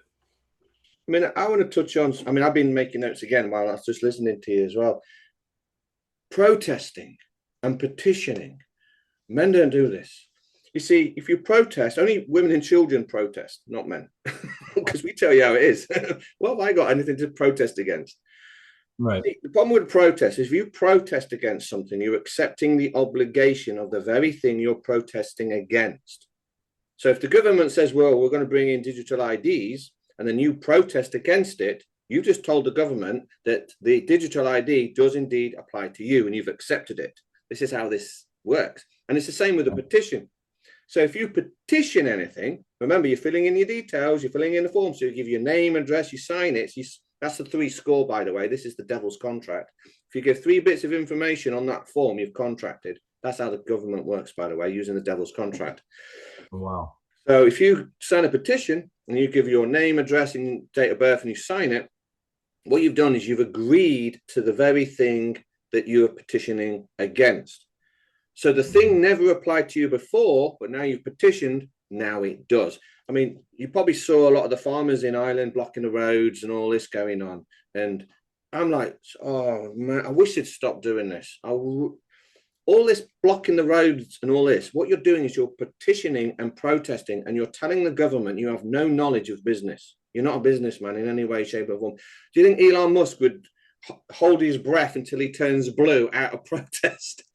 No, Right. the businessman is going to deal with this in paperwork. So that, unfortunately, all these farmers, what they're doing with all the road blocking the roads, is they're actually shutting the country down, which is causing poor people to go without. Because it's only the poor people who suffer because they can't get to work. They can't earn money for the day, you see. So they suffer. The billionaires don't suffer. They fly off to Spain or something. Oh, we'll come back when the roads are empty. They don't care. So all this petitioning has to stop. No more petitioning, no more protests. It's only the leftists that like protesting. Take your ball and go home. Don't play. If you're not playing, they can't enforce. If you're not, like, I hear people getting into arguments over, I'm not going to call that a man, I'm not going to call that a woman when I know better. Why are you giving it oxygen? Don't even, I'm not going to argue with somebody that the sky appears blue to most people. No. I just leave, don't give it oxygen, that gives it power. It's the same thing with a sociopathic narcissist. The way to win is to not play. Correct. So with government, the way to win, because they're all psychos, don't play. Mm-hmm. I mean, that's basically what we're both kind of saying with the protest. It's not doing anything. It hurts the little people. Hurts the little people, and it feeds the beast. It makes the government bigger. You're feeding it. You see, what people need to be doing, we've got to get this message out, by the way, while I'm on. Look, if the government is saying we're going to do X, Y, and Z to you, we don't petition, we don't protest. All we would say as men, when did I agree to this? I need to see the contract. When did I sign this contract agreeing to you politicians doing this 15-minute city or bringing in this digital ID? When did I agree to this? When did I sign the contract agreeing to being governed? Guess what? There isn't one. This entire system, the world system, is a system of contracts. It's a system of commerce. That's what legal means. I just want to touch on something else as well. What you were saying, I was making some notes.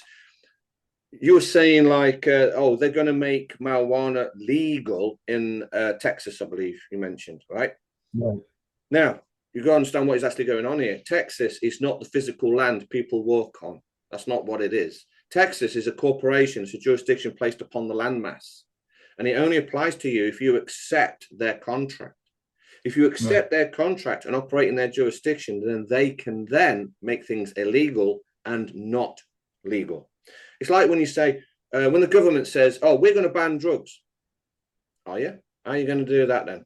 They can't even keep them out of a prison. They're not going to keep them out of free land. They can't even keep them out of a prison. Like, they're not going to ban drugs. They're not banning nothing. They can't ban it. They can't. They can only ban it if you agree. This is the thing. If you agree to their jurisdiction, right, and you enter into their jurisdiction and you agree to that, then they can ban the thing. They can't outright just ban it. You go, what do you mean ban it? Oh, what? You can't do that because I didn't agree. Remember, maxim of law, consent makes the law. You can't. So people think, oh, the government's going to ban something. How are they going to do that? I didn't sign a contract to begin with. So where's the jurisdiction?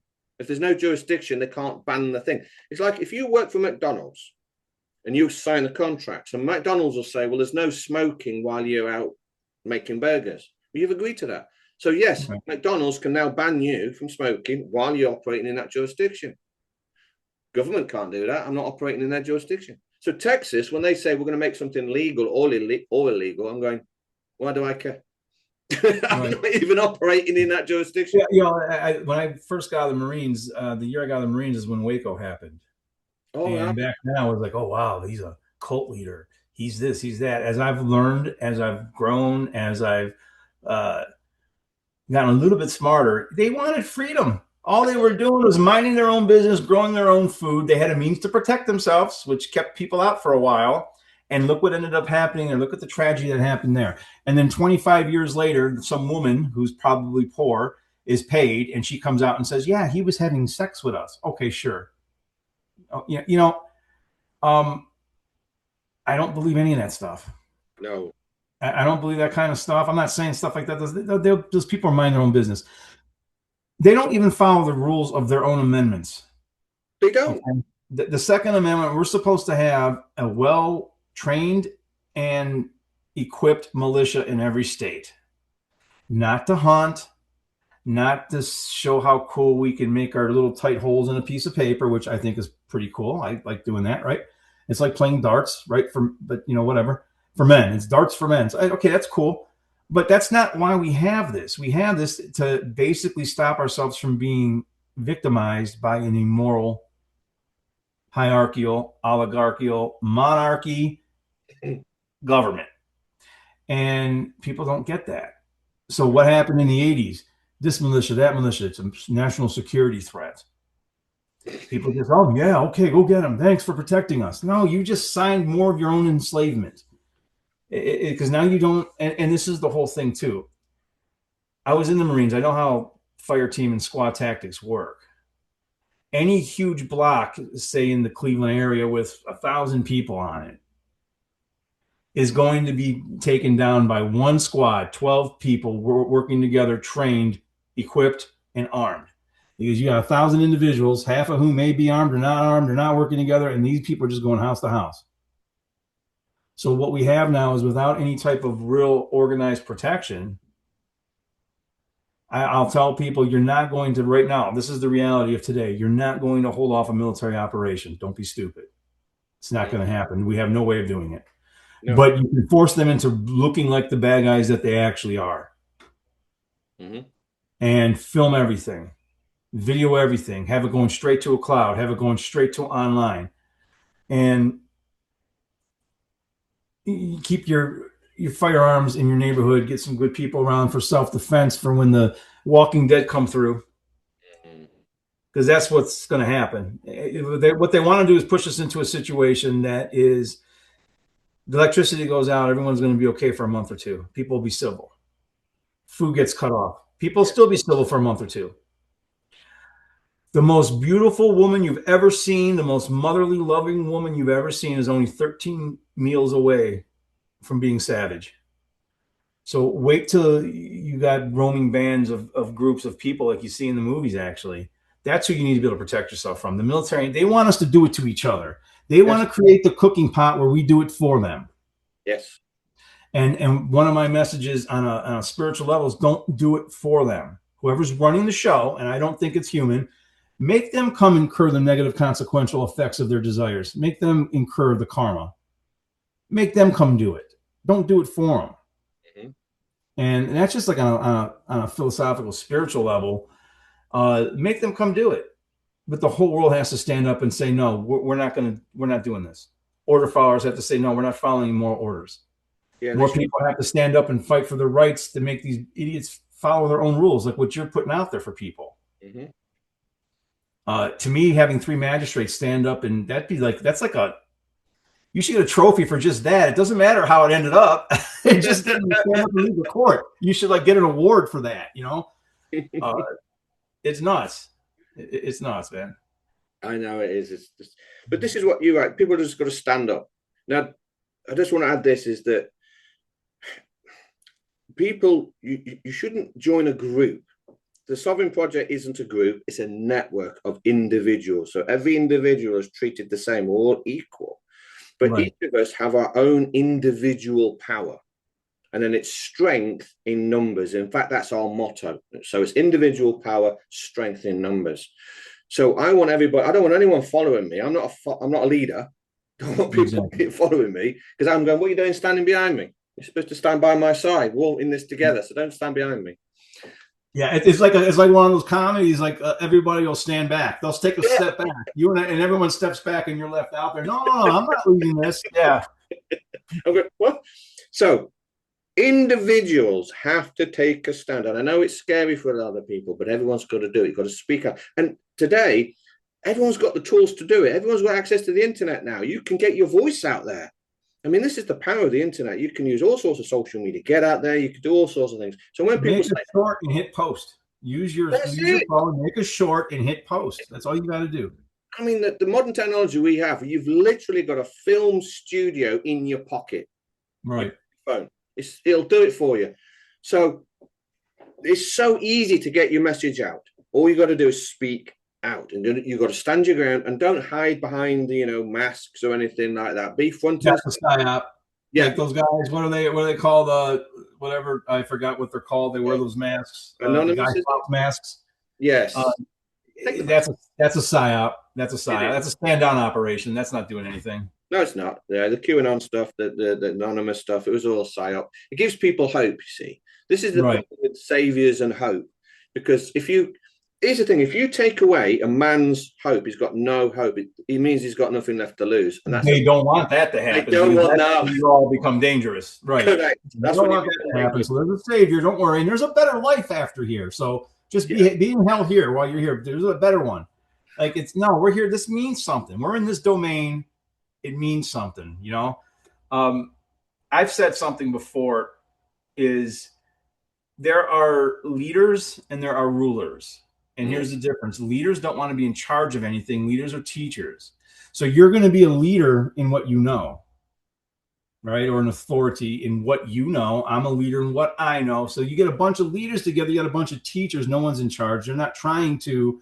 And that's what I've said about rulers. When was the last time a politician taught you anything except for fear? Yes, that's true, isn't it? Yeah. So, I think we are leaders, whether we want to be or not. We're speaking out. People listen to us. We're going to be leaders, but we're not rulers. We don't want to be in charge of shit. We want to just tell people what they're going to follow. No one knows what you know, how you know it. You've done it for years. So you're probably one of the best guys on, that's out there speaking about it. I don't even know if anyone else actually is speaking what you're speaking about. And you do it from a natural law standpoint. I've heard you talk about morals. Mm-hmm. I've heard you talk about God's law.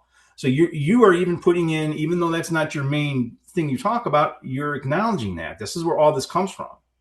Because you're breaking the difference down between God's law or the creator's law, right? God with a capital G, and man's fictitious fiction. Yes. And you're explaining exactly what it is in this contractual agreement. And if you don't agree to it, you don't.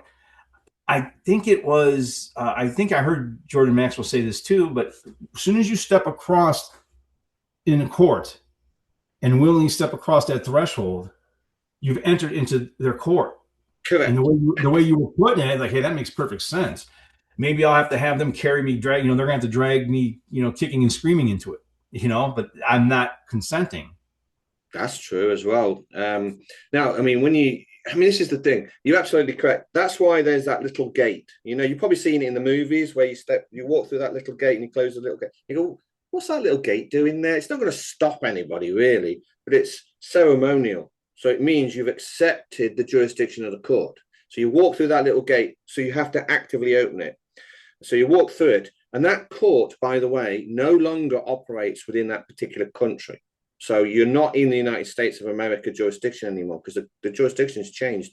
The judge in there literally considers him as God. He can do whatever he wants, which is why you've got to try and get him in your jurisdiction first so you can control him. But these judges are so far gone, they just, flip out and, smash the hammer on the table and all this sort of stuff. And they won't let you speak because, what they'll do is this is how they trap you in the courtroom. You go into the courtroom and they'll say to you, are you Fred Bloggs? All right. So the judge is saying to you, are you Fred Bloggs? And let's say your name's Fred Bloggs. Now, if you say yes, the judge isn't referring to your actual name. He's referring to the name that he's wrote down on a piece of paper. Because this is how it is. In commerce, the pen, you probably heard the pen is mightier than the sword. So in commerce, everything that is written down is the author of. So if I write something on a piece of paper, I'm the author of it. I've got control over it. So if the judge writes, say, for example, your name down on a piece of paper, and then he says, are you this name? That's the name he's referring to. And then he's got power over you. And if you say yes, Great. Now I can apply all the extra statutes to you. However, if I turn the tables on him and he'll go absolutely ape on this, if I say, if he asks me my name, I'll go, 1 minute, Your Honor. And I write down my name and I give it to the clerk and say, pass that to the judge. That's my name. The judge is going to go, I'm not having that. I'm not having Yeah, I like that. Yeah. Jurisdiction. Yeah, I've had this thing that I've been saying lately that art doesn't imitate life, it reveals it. Yes. So, like in Dungeons and Dragons, okay, again, I'll nerd out here for a second. If you know the name of a demon, you have control over it. That's their way of trying to have control over something. Yes. Except they're the demon. But it's like, yeah, it's just, that's wild. That's where it comes from. That's the myth. See, all this stuff is going back thousands of years, right? All today, people still quote stuff like this, but they don't know where it comes from. All these myths about knowing the demon's name. Yeah, if I write the name down, I control it. If they write the name down, they control it, and I've accepted the name. It all comes from, it's things like, when you turn 21, you get the silver key. I think you probably do that in America, but especially in the United Kingdom, when you turn 21, you get a birthday card and there's a silver key on it. But no one knows why you get the silver key. And I go, yeah, that is the silver key to unlock the trust that was set up when you were born. And it's worth about $100 billion. Okay. It's things like worth your weight in gold. People say that and they go, no one knows where that came from. Yeah, worth your weight in gold is when you were weighed when you were born, and the Vatican put that weight of gold into a trust for you, and you're supposed to claim it when you turn 21. There's things like, when you give away the bride, the father is supposed to give away the bride. No one knows why. Yeah, because the father, the father was looking after his daughter, right? And what he's doing is he's passing the daughter over to another man for protection. So he must give her away. And then the other man says, right, I shall now protect this woman in my house from now on. Right? That's what it is. It's a ceremonial thing. This is the thing that's lost. This is why we've got to bring back patriarchy, because men protect women. And we do this with our name. So all this has to be, it's all got to come out. We've got to educate people on this. We do. It's like it's like the allegory of the vampire. The vampire is not allowed to come into your home until it asks permission to walk across that threshold. And once it does, it feeds. And then once it's done once, it's had implied consent to come back. That's right. That's right. And that's kind of what's going on in the world. And our consent and inaction at the harm being done to others is our implied consent for when it comes for us. Yes. And that's what people don't understand is we are not only are we, I don't want to say legal, we are an energetic match to be victimized when we're allowing the murder of other people. Yes. And I've even said this on my radio show. So you mean to tell me I can't say the F word? Because they had 3 rules. You can't say the F word. You can't say the C word. And there was one other one I forgot. But I'm not a big C word guy, but the F word has a hold on me. And sometimes that comes out. You guys are worried about that. But babies are being decapitated and blown up. Y'all don't care. But if I say the F word because I'm mad about that, well, no, we can't have that. Yeah. So there's just too much. People are too. I think we need a little bit of common sense. We need some common sense to get through to people and get this. Well, the irony of common sense, it's not that common. Yeah, exactly. Yeah, I had an old training, like in America down south, they have a Southern drawl, and I had this guy who was a trainer, and he had a Southern drawl, and he's like, I don't believe in common sense because if it was common, more people would have it. I'm like, God, that's perfect. That's it. It makes perfect sense. You're right. He's not wrong. Yeah, I don't. As long as we keep doing this, I guess. If I don't get into a fight because I think I'm going to win. No. I'm not a bully. I want to be on the right side of history. Okay, when I'm on my deathbed, because I've died twice. Well, I died once, actually died, and then the other time I almost died. Next time I'm on my deathbed, I want to sing my death song. I don't want to have any regrets. And I will regret, and I can tell you from the last time I was on it, we regret more of what we didn't do than what we did do. That's correct. That's true. So it's like, I don't want to have any regrets. Even though me and my one daughter aren't talking, I was a good dad. It doesn't matter. I want to be able to say I tried. I did something. It That's right. doesn't matter. Right now, I feel very ineffective. And I think there's people out there who have thousands of followers, hundreds of thousands, in some cases, a couple 100,000 followers, 50, 60, 70, 80, 90, 100,000 followers. You know, it's way more than just a few thousand. It's a lot, but it's still a drop in the bucket for what's needed. The people with a couple million followers, the Joe Rogans and the Alex Joneses, it's almost like they've sold out. They're not really talking about this stuff. They're not talking about what's going on, what's really happening. Um, I don't know. Who knows? I was joking around with some friends of mine, and the only thing weirder than a cop becoming an anarchist is an anarchist running for president. I might run for president, and then expect me to be, Kennedy within a month. I'm not going to make it too far, but Nope. Nice try, though. But yes, I think you made a good point there. Is people have got to at least try, and I think as a man, if you don't try, you feel shame within, and it eats you up, and you end up empty and splintered. Oh, yeah. So you've got to, even if you're going to lose the fight, you've got to fight. Yeah, exactly. And some people don't want to do that. I mean, like if the universe is fractal, so is our society. We see it on a big level. We see it on a personal level. They're not going to fight unless they know they can win. I'm not saying throw your life away. I'm saying be willing to stand up, be willing to speak out, be willing to say, no, this is bullshit. This is wrong. Yeah. And I see some people who, want to start like alternative communities and kind of get off the grid a little bit and do that. And hey, my hat goes off to them. They're putting work in, they're doing something. I just think if they're going to be willing to go into other countries and extract rulers of other countries, they're not going to leave you alone with your garden in the mountains someplace or in some forest that you're trying to say is yours. They're not going to. So if we don't change the whole entire paradigm, we're doomed. I know. That's just kind of what I think. Speaking out, we're going to try and do something. So right. Yeah, why we do what we do. Yeah, I like that wolf picture you got behind you. Yeah. That was actually painted for me by somebody. Someone actually, she painted that for me. It's hand painted. So nice. I was trying to explain to people that to become the wolf, you're supposed to be an apex predator. Man, the species, is an apex predator. You're not herd animals. You're not supposed to be like, cows and bunny rabbits and all the rest of it. You're supposed to be that. So the wolf is honor, protects the pack. It's loyal. Loyal. Absolutely. Yes. I mean, there's even a connection between man and dog. If you know the species, man's best friend. Oh, yes, absolutely. And there's like this connection, and so yes, we are apex predators. And I try and bring this back. It's when I see males on their electric scooters wearing their pink My Little Pony t-shirts, I'm going, "Oh, give in! There's no men left." Well, yeah, these guys. The problem is women do have a very good control mechanism over men. They do, and they attack the women's ideology first, and you get these men who will white knight for them because they want to have physical contact, and they're giving up. The funny thing is you can't take away a woman's biology.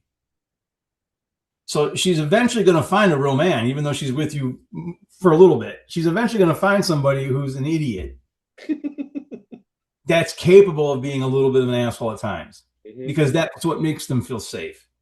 Yes. They're not going to feel safe with somebody who's, even though they're mind controlled into the neo-feminist movements, right? It is a satanic agenda. It is. And it's a war on testosterone. And honestly, if you have an end game on what is going on, if you have an end hypothesis, then everything else makes more sense. Is people will argue potato, tomato, instead of, I heard Mark Passio put this once, they're arguing over the design in the fabric on a chair that's on the Titanic, and the Titanic is sinking. Oh, yeah, I see what, yeah. And I really love that analogy. Like, it's like, yeah, that's exactly what we're doing. Instead of, what's the main thing going on? We have a population cull through needlecraft, released germs, biowarfare, through poison that they're spraying in our air, through war. That's part of the population cull. And then there's the population control agenda. So when they attack the testosterone, which is the thing that drives our sexual desires, right? Men's testosterone goes down, women's testosterone goes down. What are we not doing? We're not procreating. Mhm. Okay. Instead of strip clubs, I can get real rated R with it. You go to a strip club every once in a while, you might luck up. Back in the day, you might take a stripper home. Uh-oh, you might accidentally have a baby. We can't have that. OnlyFans, which is 10 times more expensive, but you're not going to have contact. It's all part, in my mind, it's all part of the population control and coal agenda because Mhm. they want to enslave us. They want to decide who propagates our genes, our species. And honestly, I think something's coming back. I think there's going to be a lot of, I don't know if you follow any Dr. Stephen Greer's work on C5 protocol. No, He's been a don't know. whistleblower since he did a congressional in 2001, and he's talked about basically some of the same stuff that William Cooper talked about in Behold a Pale Horse. They're going to do a fake alien invasion with reversed engineer technology. Read about that. Yeah. Yeah, and what that'll do is they got the world up in arms right now.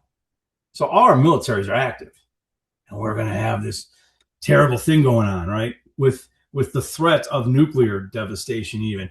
Then we're going to have a fake alien invasion. Well, wait a minute, we're going to have to be together now against this fake alien invasion. Right, we're friends now. We're not fighting anymore. Okay, it's like you guys can't see this coming. Mhm. They've talked about it, so there's going to be a fake one, but then there's a real one. We know we're not alone. Yeah.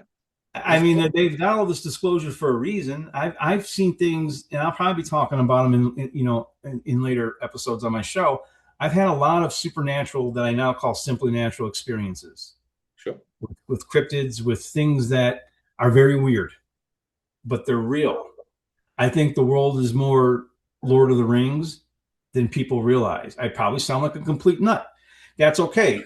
The same people that want to think I'm a nut and want to put me in a psych ward, I'll ask them, "Do you believe in the bearded invisible guy in the desert sky?" And when they say yeah, I'll be like, "You need to go to that ward." Mhm. So it's humanity's way of othering God. Mhm. That's all it is. We got to make him into a man and other God. And God's not even a he, Mhm. in my opinion. I think God's a lot more neutral than people think too. And the only reason why I even delve into that touchy subject is because people are using religion as an excuse to murder. Yes, they do. That's right. And you wouldn't have to have a slogan that says separation of church and state if it was actually separate. It's not, it never has been. Both of them are control mechanisms to control us, to keep us enslaved. And if people don't wake up to realize that philosophical truth, they're not going to know. You can't, you can't get a good solution to a disease if it's not properly diagnosed. It's Mhm. first you got to diagnose it so you can give it the proper treatment so you have a good prognosis. Right now, the prognosis for humanity is assured mutual destruction and That's complete where it's enslavement. heading. That's where it's Yeah. And I'm not black pilled. I'm not. There's hope. There is hope. I think there's beings that want us. Now, in fact, I know there's beings that they want good for us, but they can't do it themselves. We have to do it. Humanity has to step up for ourselves. It's us. Mhm. There is no savior. We got to do it. There And is I no. and people like I. This is the one place I a little bit disagree with Dr. Greer. I don't think all the extraterrestrials are good. He Mhm. thinks they're all higher conscious. They're all good. I think most of them are, but some of them got to be bad, or there wouldn't be historical writings in every major belief system in every major culture all over the world of these warring beings in the sky. Mhm. We're copying off the very warlike beings that created us. That's my opinion. So I mean, there's a lot of things that it all comes together. It really it all comes together. There's a puzzle. Once people and what I'm main thing that I'm getting at is once you know what their end goal is, when you know the end game, you're not going to waste your time with potato, tomato, tomato. Yeah, that's right. Yeah, don't waste your time with all that nonsense. Get suckered into all Unless it's immediately life threatening, I don't usually screw around with it that. because Oh, it's does it matter if we're on a flat Earth or round Earth? We're no, enslaved no matter what shape it is. doesn't matter. That's Right, it. exactly. And again, that's just another distractionary psyop. They want to distract us, divide us, and distract us. Yep. Yep. And at one point in time, the United States was a very powerful country, and I felt like they can't make a they weakened us on purpose over time. I even now think we were strengthened on purpose over time, but we were weakened on purpose over time because you can't institute a new world government Mm. if the United States was united, and if uh, if Great Britain was united, if every country started to get united under morality and actually humanity, not just countries. Forget these borders. Yes, forget the borders. We should be able to go anywhere we want. Yeah, that's right. Yeah, I agree with you. It is. Oh, it boils back down to man. Not Right. enough men left. There's not enough men standing the ground and saying no to all of this. And until that Right. happens, this beast called government is going to get bigger and bigger and bigger. And we just got to put a stop to it. But that's what we do with the Sovereign Project, is that we get this information out to people. We hope we can help them get rid of their slave mentality and stand their ground for the first time in their lives. So we're doing what we're doing. So I'm hoping the people who are watching this thing as well, I'm hoping that they're going to do something, stand up and do something and get fired up and say, right, I'm going to do something now. Yeah, do it. Don't put it on for next week. Yeah, do it. Like if you like, they talk about like the seven deadly sins. And I'll leave it at this. Envy has a light side and a dark side. Okay, envy's dark side is jealousy and resentment, and it's born from laziness. Mm-hmm. But the light side, or the positive side of envy, is emulation. So if you see somebody that you admire, go ahead and emulate them. You may never have that jab that Muhammad Ali or Lennox Lewis have, but you can get your jab as good as you can possibly get it because you admire it. Yes. So again, that comes from the space of envy, but it's the light space of it. It's like we're talking to people, man. Like to me, if you envy somebody who's talking some righteous stuff like you are, more people need to get out there and do it. Do it. That's it. That's what it's You know, about. Use your own power. The savior is from within. Don't go looking for it. You'll never find it. It's within. You've got to stand your ground. You've got to become your own savior, get your own power. And when you do it, it's worth it.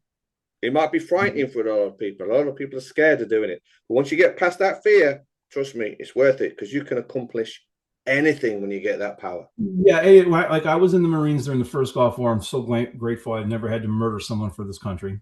I didn't go over. I'm very grateful for that. But I've done some scary things. Like I worked in a prison. I had to talk to 200 inmates at a crack and all this other stuff that does take kind of courage. You have to kind of grow into it. You're not just automatically used to that.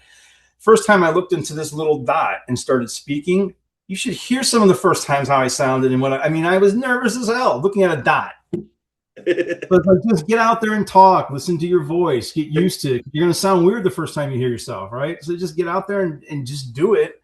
Yes. And if you got something to say, get out there and say it. More whistleblowers need to come out. I want to see more cops getting out there and saying, hey, the job's immoral. I got out of it because of the contradictions.